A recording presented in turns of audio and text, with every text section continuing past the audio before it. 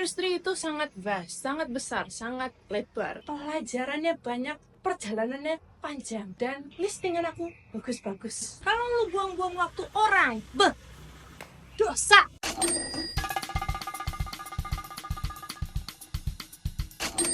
Tung Desamoringin mengatakan bahwa kalau mau jadi orang kaya, caranya dua. Antara jual beli bisnis atau properti. Nah, dia melakukan dua-duanya. Dan dia menyatakan bahwa 60% kekayaannya itu dari properti.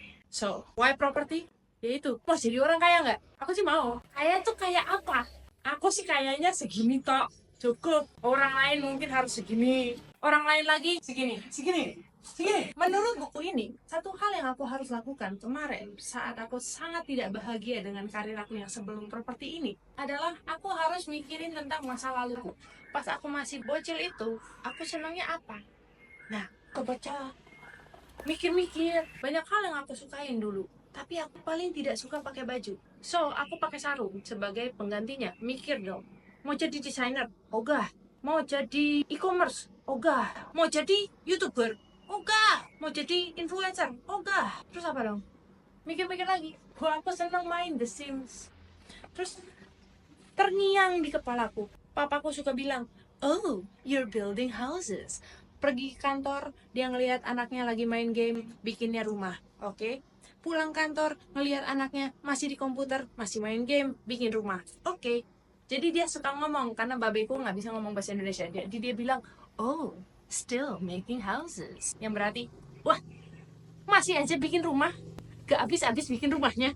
Oh, udah rumah baru lagi. Wes. So aku mikir, dengan skill yang sudah aku kumpuli dan miliki dari karir aku yang sebelum ini, bisa kali ya dipakai untuk properti.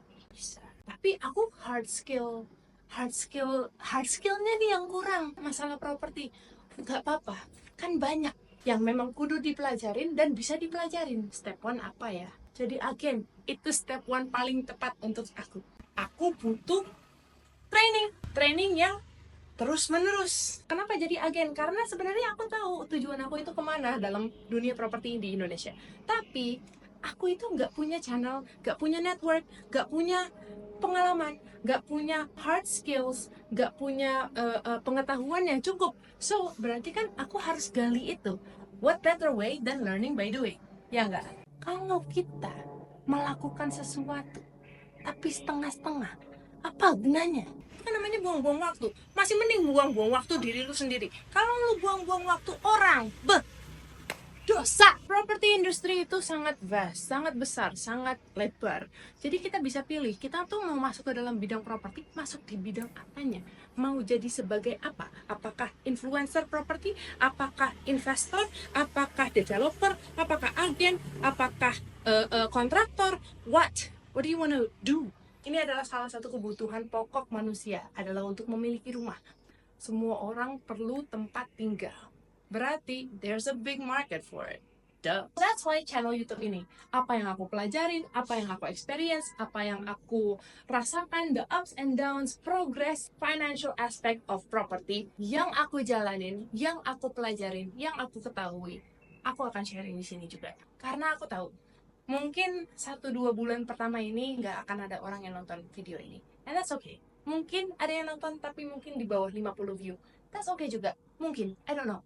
Pada umumnya begitu, menurut statistik. Walaupun tidak ada orang yang nonton, tapi this is my documentation. Setidaknya, apa yang aku pelajarin, aku rangkum ulang, dan aku sharing dengan kamu, minimal.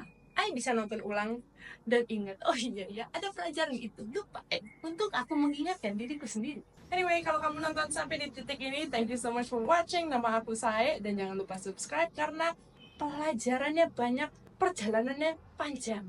Dan listingan aku bagus-bagus. Jadi, you should follow lah. Yuk, kalau pengen jadi orang kaya ya, follow calon orang kaya juga gitu loh. Gitu caranya cuy, kerjasama, teamwork, you know. Oke, bye.